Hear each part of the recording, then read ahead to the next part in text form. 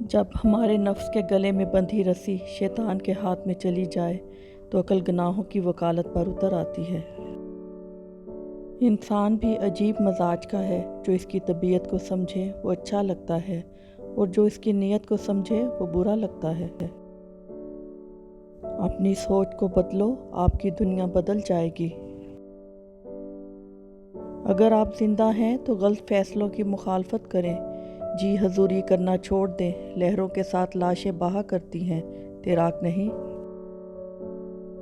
فجر اور تہجد خاموش نمازیں ہیں، ان میں بہائے گئے آنسو کی پکار صرف اللہ دیکھتا اور سنتا ہے۔ تبھی تو ان میں مانگی گئی دعائیں اثر رکھتی ہیں، تبھی تو ان کو ادا کرنے کے بعد انسان کا دل سکون سے بھر جاتا ہے۔ کچھ لوگوں کو پچھتاوا بھی نہیں ہوتا اور ہم سوچتے رہتے ہیں کہ شاید کسی وقت انہیں احساس ہوگا اپنے منفی رویے کا، لیکن ایسا نہیں ہوتا۔ یہ پچھتاوے بھی ظرف والوں کے لیے ہوتے ہیں، بے حس لوگوں کے پاس صرف اپنا آپ ہوتا ہے۔ جانتے ہو اذیت کیا ہے؟ اپنی آنکھوں کے سامنے اپنی اہمیت کو کم ہوتے ہوئے دیکھنا اور پھر بھی خاموش رہنا۔ نماز میں ناغہ نہیں، حاضری لگتی رہنی چاہیے۔ محبوب کو پتہ چلے کہ ہاں آیا ہے، چاہے سبق یاد ہے یا نہیں یاد ہے، مگر کلاس میں حاضر ہے۔ زندگی کو سمجھنا ہے تو پیچھے دیکھو اور زندگی کو جینا ہے تو آگے دیکھو۔ اللہ فرماتا ہے، میری محبت تو دیکھو، جو فرشتے شام کو تمہارے گناہ میرے پاس لاتے ہیں، میں صبح انہی کے ہاتھ تمہارا رزق بھیجتا ہوں۔ فاصلوں سے کوئی فرق نہیں پڑتا، کچھ لوگ دل کی دھڑکن کی طرح ہوتے ہیں جو ہمیشہ ساتھ رہتے ہیں۔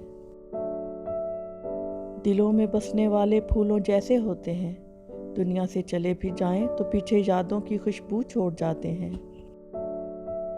دکھ مرنے کا نہیں ہوتا، دکھ بچھڑنے کا ہوتا ہے۔ انسان کو موت نہیں رلاتی، وہ پیار رلاتا ہے جو مرنے والے کے ساتھ ہوتا ہے۔ جب کوئی اپنا فوت ہو جائے تو قبرستان سے وحشت نہیں، عشق ہو جاتا ہے۔ کاش سال بھر میں کوئی ایسا دن ہوتا جس دن مرنے والوں سے ملاقات کی جاتی، بچھڑنے والوں سے پھر سے مل سکتے۔ کتنی ویران سی رہ جاتی ہے دل کی بستی، کتنے چپ چاپ سے چلے جاتے ہیں جانے والے۔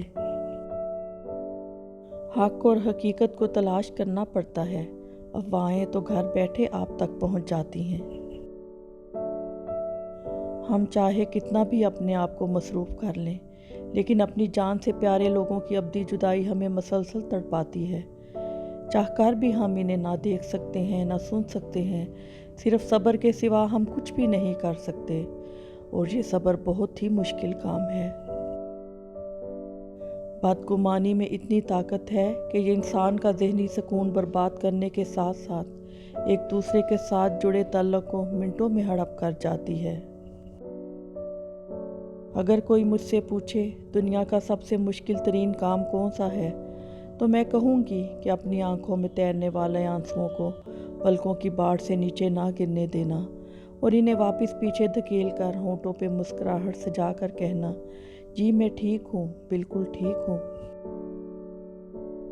حالات سکھا دیتے ہیں باتیں سننا اور سہنا، ورنہ ہر شخص اپنے آپ میں بادشاہ ہوتا ہے۔ انسان کے ارد گرد ایسے بھی لوگ اپنوں کی شکل میں موجود ہوتے ہیں جو گلے لگ کر انسان کی جڑیں کاٹ دیتے ہیں۔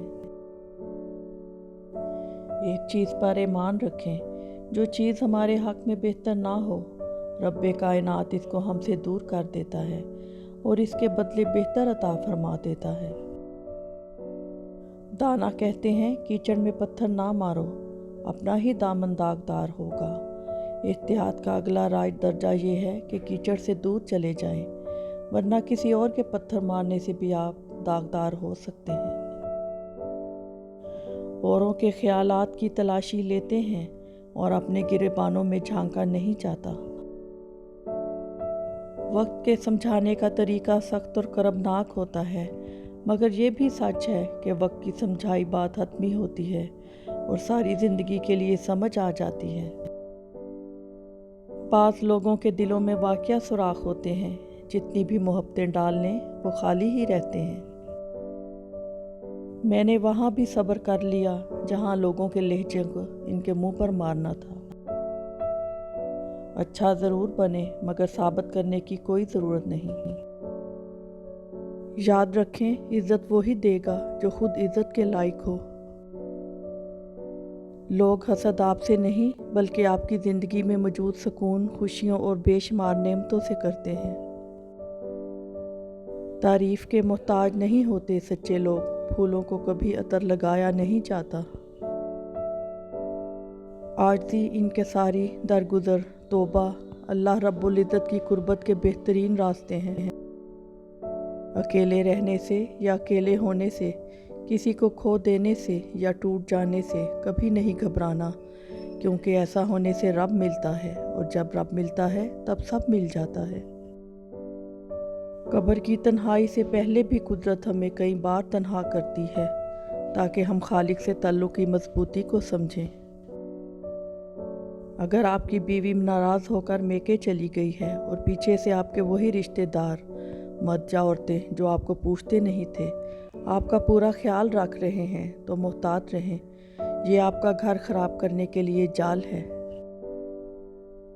اگر دوسروں کو گرانے میں آپ کو اپنی جیت لگے تو سمجھو آپ گرے ہوئے انسان ہو۔ جب اعتبار کسی سے اٹھ جائے تب اگلا بندہ قسم کھائے یا زہر فرق نہیں پڑتا۔ جب چاقو، خنجر، تیر، تلوار آپس میں پوچھتے ہیں کہ کون گہرا زخم دیتا ہے تو الفاظ پیچھے بیٹھ کر مسکراتے ہیں۔ عزت بہت مہنگی چیز ہے، اس کی امید سستے لوگوں سے مت رکھیں۔ بچپن میں 2 انگلیاں جوڑ لینے سے دوستی پکی ہو جاتی تھی، مگر اب گلے ملنے سے بھی منافقت نہیں جاتی۔